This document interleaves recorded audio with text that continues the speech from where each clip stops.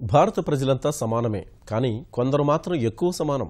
వాళ్ళొస్తే road మీద traffic నిలిపేయాల్సిందే, ఎయిర్పోర్ట్లో విమానాలు ఆపేయాల్సిందే. వీళ్లే వీవీఐపీలు.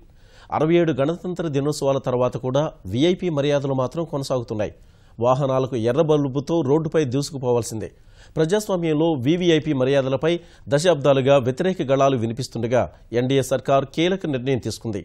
ఎర్ర బుగ్గను నిషేధించడం ద్వారా వీఐపీ సంస్కృతికి చరమగీతం పాడే దిశగా తొలి అడుగు వేసింది. వీఐపీ సీట్లు, వీఐపీ గేట్లు, వీఐపీ ఘాట్లు, వీఐపీ టికెట్లు, వీఐపీ కోటాలు, వీఐపీ వాటాలు, వీఐపీ రోగులు, వీఐపీ ఖాతాదారులు, వీఐపీ భక్తులు. మన దేశంలో అన్నింటిలోనూ వీఐపీ ట్యాగ్ ఉండాల్సిందే.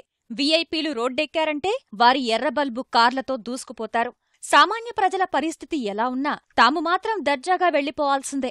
ఓ అంచనా ప్రకారం బ్రిటన్లో మొత్తం వీఐపీల సంఖ్య 84, ఫ్రాన్స్లో వారి సంఖ్య 109, ఇక జపాన్లో 125 మంది వీఐపీలు ఉండగా జర్మనీలో 142, ఆస్ట్రేలియాలో 205, అమెరికాలో 252, దక్షిణ కొరియాలో 280, రష్యాలో 312 మంది ఉన్నారు. జనాభాలో అందరికీ పెద్దన్నలాంటి చైనాలో వీఐపీల సంఖ్య 435 మంది మాత్రమే. మరి మన దేశంలో ఆ సంఖ్య ఎంతని తెలుసుకుంటే గుండె జారడం ఖాయం.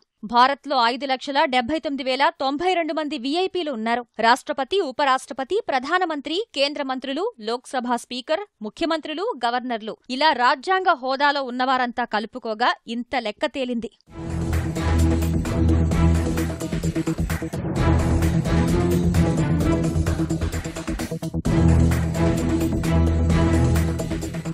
ఈ వీఐపీ సంస్కృతిపై చర్చను మొదట సుప్రీంకోర్టు లేవనెత్తింది.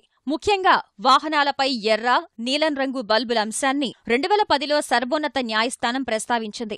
యూపీలోని ఓ రాజకీయ నేతకు జెడ్ కేటగిరీ భద్రత కల్పించడంపై దాఖలైన వ్యాజ్యంపై సుప్రీంకోర్టు ఈ అంశాన్ని లేవనెత్తింది. రాజ్యాంగం కల్పించిన సమానత్వ హక్కును ఈ ఎర్రబుగ్గ వాహనాలు ఉల్లంఘిస్తున్నాయా అని ప్రశ్నించింది. అనంతరం 2013 డిసెంబర్లో ఈ వ్యవస్థపై సుప్రీంకోర్టు ఘాటు వ్యాఖ్యలను చేసింది. అదే సమయంలో ఢిల్లీలో తొలిసారి కేజ్రీవాల్ నేతృత్వంలోని ఆమ్ ఆద్మీ పార్టీ అధికారంలోకొచ్చింది. ఎర్రబుగ్గ వాహనాలు వాడేవారి సంఖ్య తగ్గించేందుకు నడుం బిగించిన సుప్రీంకోర్టు వారి సంఖ్యను పరిమితి చేసింది. అత్యవసర సేవలైన అంబులెన్స్, పోలీస్, అగ్నిమాపక దళాలు నీలం రంగు బల్బుగల వాహనాలు వాడాలని సూచించింది. కోర్టు ఉత్తర్వులు అమలు చేసేందుకు రాష్ట్ర ప్రభుత్వాలు మార్గదర్శకాలు రూపొందించాలని ఆదేశించింది. అయితే అనుకున్నట్టుగానే అనేక రాష్ట్రాలు దీనికి మనస్ఫూర్తిగా స్పందించలేదు.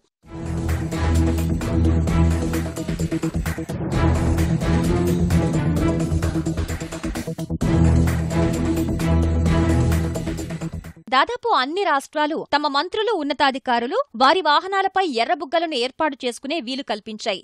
అయితే వీటికి కొన్ని రాష్ట్రాలు మాత్రం మినహాయింపు ఇచ్చాయి. ముఖ్యంగా దిల్లీ ప్రభుత్వం తొలి అడుగు వేసింది. 2014 నుంచి దిల్లీ లెఫ్టినెంట్ గవర్నర్, హైకోర్టు ప్రధాన న్యాయమూర్తి సహా ఇతర న్యాయమూర్తులు మాత్రమే ఎర్రబుగ్గ కార్లను వాడుకునే అవకాశం ఉంది.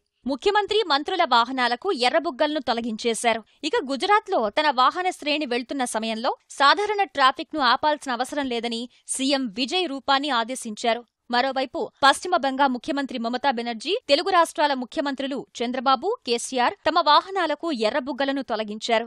అయితే ఈ ఏపీ, తెలంగాణ మంత్రులు, వీవీఐపీలు మాత్రం తమ కార్లకు ఎర్రబుగ్గలను వాడుతున్నారు. ఇప్పుడు తాజాగా కేంద్రం తీసుకున్న నిర్ణయంతో వీవీఐపీ వ్యవస్థలో అధికార దర్పంగా ఉండే ఎర్రబుగ్గలు తొలగనున్నాయి.